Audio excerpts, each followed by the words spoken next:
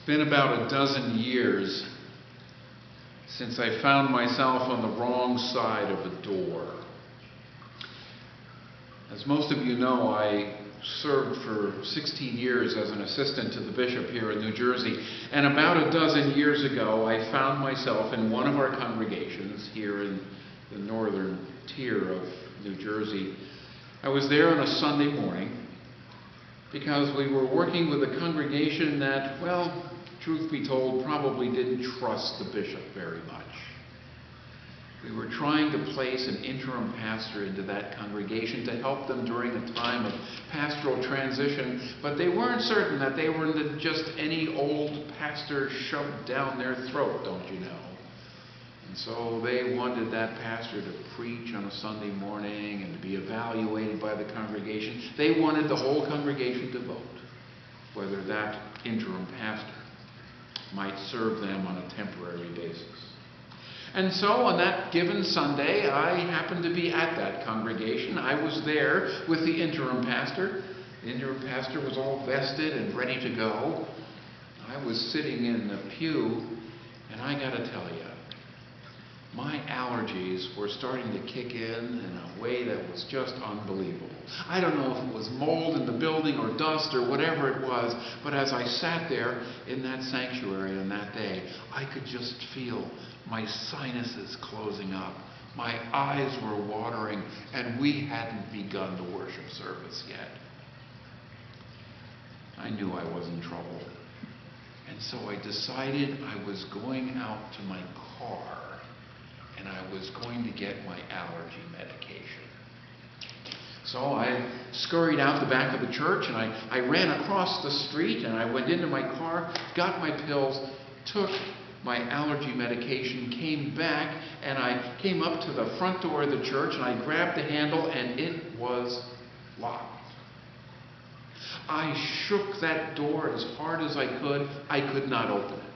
I banged on the door because there was no doorbell, and no one came. Surely there must be a way into this church. So I wandered around the side of the building. I tried the side door, to no avail. I tried the back door, to no avail. I stood outside on my tiptoes, knocking on stained glass windows, hoping that someone, somehow, would at least get curious enough to come out and find me. I went back to the front door, and I banged on that door, and I shook that door, and after about 3 minutes, an usher came over and let me in. It appears it was the tradition in this congregation that once the worship service started, they locked the doors. They didn't want folks just kind of wandering into the building and wandering all about, and so they figured that anyone who was coming to worship was already there and in their seat. I, however, found myself on the wrong side of the closed doors.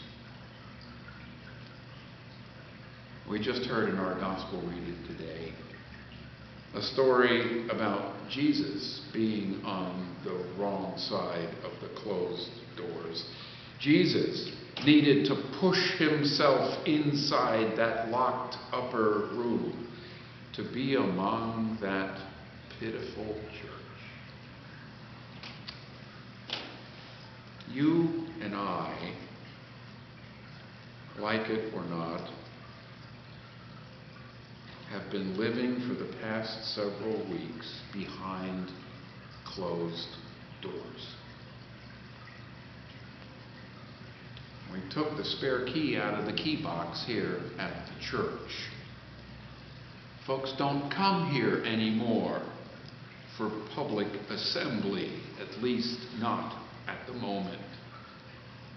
We all have sort of barricaded ourselves in our homes, in our offices, in our apartments, in our little rooms, behind closed doors. We don't see our friends or our family or those who are dying.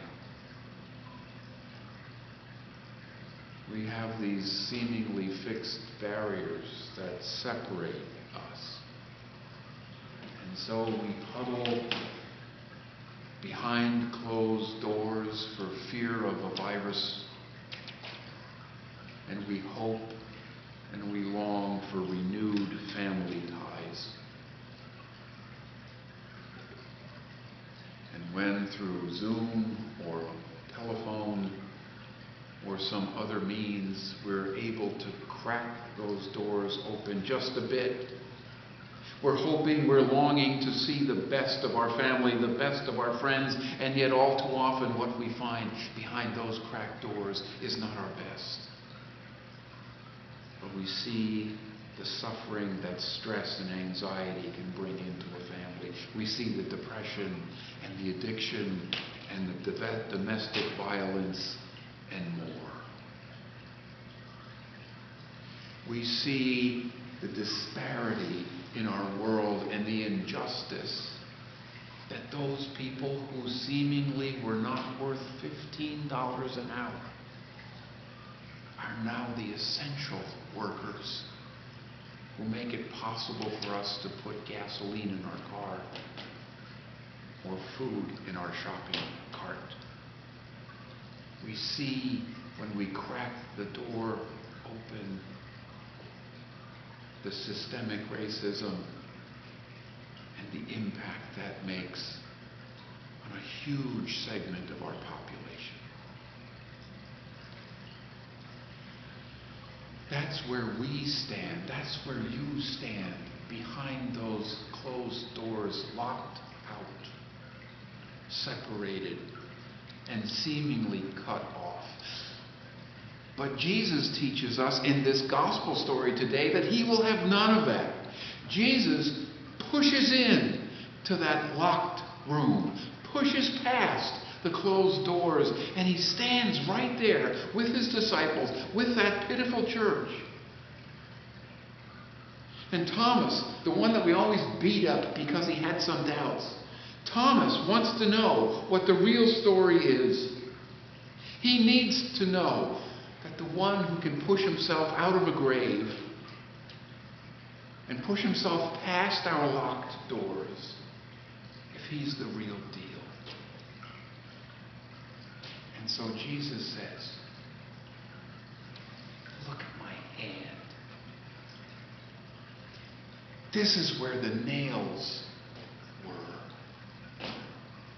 I am the one, the crucified Christ, who suffered, who sacrificed, who did all of that in demonstration of God's immense love, God's generous care for us,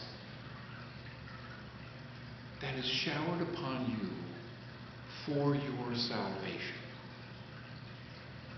God's love is real. See the nail marks? God's sacrifice was real so that we might reset our life and live anew. The nail marks were a mark of sacrifice, of love, of generosity, and a witness to a life transformed by faith in Jesus. That life transformed is your life. Sacrifice for us in this pandemic becomes for us a way of life. Followers of Jesus look upon his nail marks and we understand what we're being called to do and to be. We understand that being generous, sacrificially generous, is the new evangelism. It's the thing that gives credibility to who we are, how we behave, and what we say. We've reset our life. This pandemic is causing all of us to reset our life and our values in such a way that we will accept the necessary hardships to benefit our neighbor and the world. And so the sacrifice we make is not about not playing golf. But instead it's what we do through the sacrifice. So when your retirement account diminishes by 15% because of the crazy economy which has been shut down, that sacrifice is the cost of lives saved. When we educate our students at home, when we educate our children at the kitchen table, that sacrifice is something we generously take on ourselves so that other school children might live. When we eventually come out of our quarantine, we will be blinking in the light of an unfamiliar world. When we come out of the quarantine, the world will not be like it was when we went in. Normal will be different. None of us can quite predict what that will be. But what we do know is that God is going to push himself past the closed doors of our closed economy and our closed home and our quarantined rooms. And when he pushes in, he will show to us the nail marks, the print of the nails, the sign of the sacrifice that is necessary to proclaim the hope, the new life, and the fresh beginning, to demonstrate a depth of love and generosity that will change and shape our life, our church, our community. We look for those acts of grace. We embody those acts of grace when we make our sacrifices, when we make those next steps that will give life to another. So don't be so hard on Thomas. He just wanted to know what the real deal was. And what he learned is that Jesus is the real deal. The one who would go to the cross. The God who would sacrifice his own son so that you and I might know the depth of God's generosity and saving power.